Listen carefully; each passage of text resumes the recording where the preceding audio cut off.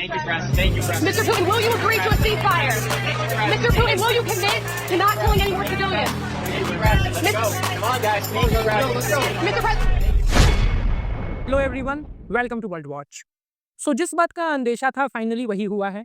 Alaska में जब Donald Trump and Vladimir Putin मिले तो इन्वायरमेंट देख के ये साफ समझ आ रहा था कि यहाँ पे कोई भी डील नहीं हो पाएगी। रशियंस इस माइंडसेट के साथ आए थे कि अभी हमें और ज़्यादा एक्सपेंड करना है। यूक्रेन पे रशिया की पकड़ काफ़ी मजबूत है एंड रशिया अभी आराम से 2 से 3 साल तक ये वॉर लड़ सकता है।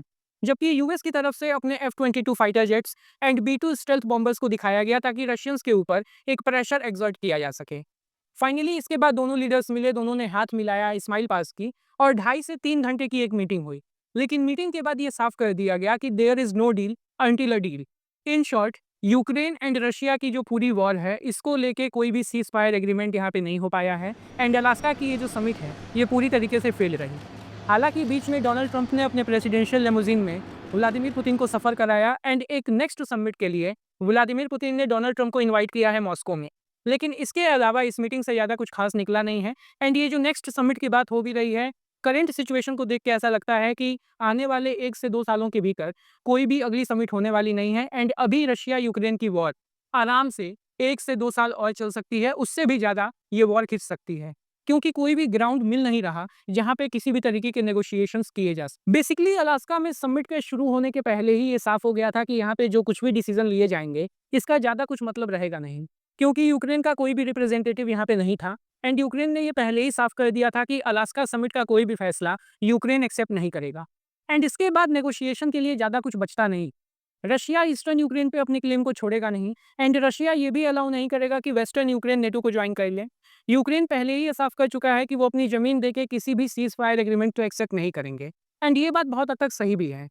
रशिया यूक्रेन की जो पूरी वॉर है इसे लड़ा गया है ईस्टर्न यूक्रेन में। ईस्टर्न यूक्रेन के ही लोगों ने अपने घर खोए हैं, अपने घर के लोगों को खोया है एंड काफ़ी ज़्यादा सफरिंग्स झेली हैं। इसके बाद अगर ईस्टर्न यूक्रेन को रशिया को दे दिया जाए तो उन सभी सेक्रीफाइसेस का कोई ज़्यादा मतलब बचता नहीं है एंड इस बैकग्राउंड में जब एक मीटिंग होगी जहाँ पे सीज फायर को नेगोशिएट किया जाएगा तो बात करने के लिए ज़्यादा कुछ ऑप्शंस रहते नहीं हैं। वेल ऐसा भी नहीं है कि बात करने के लिए कुछ भी नहीं है। बात करने के लिए पिछले 35 सालों का इतिहास है एंड उस इतिहास में एक ऐसा धोखा है जो यूएस ने यूक्रेन को दिया था, जिस धोखे के वजह से आज यूक्रेन एंड रशिया की ये वॉर हो रही है एंड यूक्रेन लगभग अपना आधा देश खोने के कगार पे है। वेल किसी भी कॉन्फ्लिक्ट को एक रीजनेबल एंड तक पहुंचाने के लिए जो सबसे इंपॉर्टेंट चीज़ है कि उस कॉन्फ्लिक्ट से रिलेटेड जो भी पार्टीज हैं वो अपनी गलतियों को समझें, गलतियों को मानें जो हिस्टोरिकली किए गए हैं। आप में से जो कोई भी रशिया यूक्रेन की वॉर को प्रॉपर्ली फॉलो करता है, न्यूज़ को फॉलो करता है, वो एक चीज़ ज़रूर मानेगा कि इस पूरे वॉर के बैकग्राउंड में जो सबसे बड़ा रीज़न है वो है यूक्रेन का नेटो में शामिल होने का फैसला, जिसे रशिया कभी भी एक्सेप्ट नहीं करेगा। एंड यूएस हमेशा से ये बात जानता है, बावजूद इसके पिछले 5 यूएस प्रेसिडेंट्स, इनफैक्ट मैं इसमें बिल क्लिंटन को भी ऐड करना चाहूँगा क्योंकि उन्हीं के टाइम पे वो धोखा दिया गया था जिसकी बात मैंने पहले की थी। पिछले 6 यूएस प्रेसिडेंट्स ने लगातार यूक्रेन के नेटो में शामिल होने के फैसले को सपोर्ट किया है एंड जब यूएस किसी के नेटो में शामिल होने के फैसले को सपोर्ट करता है तो ये एक बड़ी चीज़ है क्योंकि नेटो के ओवरऑल स्ट्रक्चर में यूएस सबसे ज़्यादा पावरफुल है। यूक्रेन के हिस्ट्री की बात करें तो यूक्रेन एक एक्स सोवियत स्टेट है जो 1991 में यूएसएसआर की डिसइंटीग्रेशन के बाद बना था। अब 1991 में जब यूक्रेन एक अलग देश बन गया तो यूक्रेन ना सिर्फ सोवियत यूनियन से अलग हुआ बल्कि अपनी सारी चीज़ों को भी यूक्रेन ने अलग कर लिया। लेकिन यूक्रेन की धरती पे जो सोवियत यूनियन के न्यूक्लियर वेपन्स डिप्लॉयड थे ये अभी भी यूक्रेन की धरती पे, इनके साइज की बात करें तो इसमें 176 इंटरकॉन्टिनेंटल बैलिस्टिक मिसाइल्स थे, 1900 से ज़्यादा nuclear warhead and 33 strategic Tupolev 160 bombers जो यूएसएसआर की एयरफोर्स के शोपीस थे। ये एक बार में 12 से ज़्यादा न्यूक्लियर मिसाइल्स को ले जा सकते थे। इस पूरे न्यूक्लियर आर्सेनल के दम पे उस टाइम पे यूक्रेन दुनिया की 3rd लार्जेस्ट न्यूक्लियर पावर बन के उभरा था एंड ये चीज़ ना तो यूएस को पसंद आ रही थी ना रशिया को। इस वजह से यूक्रेन के बनने के साथ ही लगातार कोशिशें शुरू की गई कि किसी तरीके से यूक्रेन के इस न्यूक्लियर आर्सेनल को वापस या तो सोवियत यूनियन के पास पहुंचा दिया जाए, नहीं तो इसे नष्ट करवा दिया जाए। इसके लिए सबसे पहले एक डील साइन की गई जिसे कहते हैं लिस्बन प्रोटोकॉल।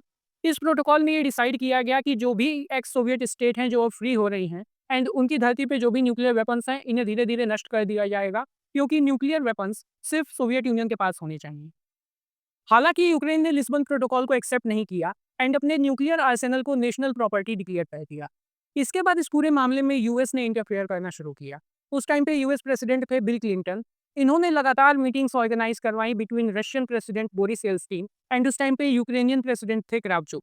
इन लोगों के बीच बहुत सारी मीटिंग्स हुई, बहुत सारे नेगोशिएशंस किए गए, सेपरेट डील्स किए गए एंड इसके बाद ये डिसाइड हुआ कि यूक्रेन अपना न्यूक्लियर आर्सेनल छोड़ देगा एंड यूक्रेन एक मेमोरेंडम पे साइन करेगा जिसका नाम है बुडापेस्ट मेमोरेंडम।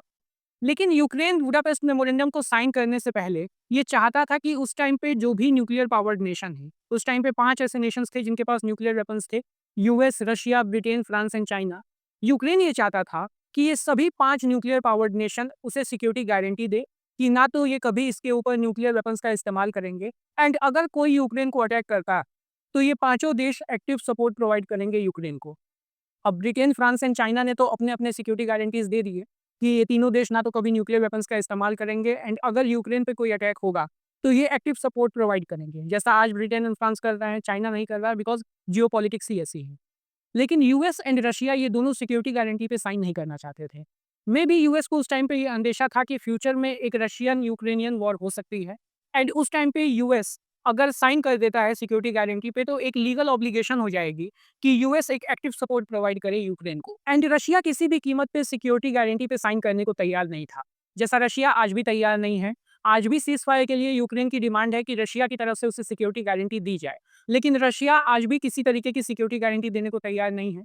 उस टाइम पे भी रशिया नहीं था, लेकिन यूक्रेन से उसके न्यूक्लियर आर्सेनल छुड़वाने के लिए जरूरी था कि यूक्रेन बुडापेस्ट मेमोरेंडम को साइन करे। तब लिटरली डॉक्यूमेंट्स में हेराफेरी की गई। अगर आप बुडापेस्ट मेमोरेंडम के इंग्लिश एंड रशियन ट्रांसलेशन के डॉक्यूमेंट को देखेंगे तो वहां लिखा गया है सिक्योरिटी एश्योरेंस, क्योंकि एश्योरेंस कोई लीगल ऑब्लिगेशन क्रिएट करता नहीं है like security guarantee. Whereas जो यूक्रेनियन ट्रांसलेशन है डॉक्यूमेंट का, वहां लिखा गया है सिक्योरिटी गारंटी।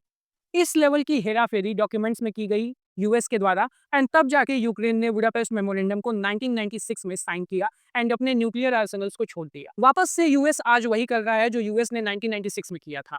अलास्का समिट के बाद जब डोनाल्ड ट्रंप ने प्रेस ब्रीफिंग दी तो यहाँ पे इन्होंने साफ कहा कि यूक्रेन के ऊपर ही सारा बर्डन है कि वो किस तरीके से एक सीज फायर एग्रीमेंट को साइन करेंगे, कौन से ग्राउंड्स होंगे जिसको यूक्रेन एक्सेप्ट करेगा।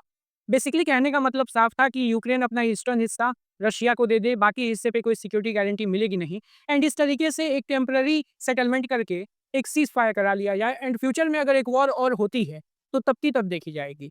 लेकिन इस बार यूक्रेन फिलहाल के लिए एडमेंट है। यूक्रेन ने साफ कहा है कि वो अपनी जमीन दे के किसी भी तरीके का सीज फायर एग्रीमेंट एक्सेप्ट नहीं करेंगे, जबकि रशिया का मूड भी साफ दिख रहा है कि वो बिना ईस्टर्न यूक्रेन लिए किसी भी तरीके से ये वॉर खत्म होने नहीं देंगे। सो अभी इस पे काफ़ी ज़्यादा डेवलपमेंट्स होना बाकी है और भी समिट्स की बात की गई है और वो ज़रूरी भी है, लेकिन प्रेजेंट सिचुएशन को देख के नहीं लगता कि जल्दी जल्दी कोई समिट्स होंगे। कोई भी फर्दर अपडेट आएगी so I make an updated video for you all. तब तक के लिए do like, share and subscribe to world watch.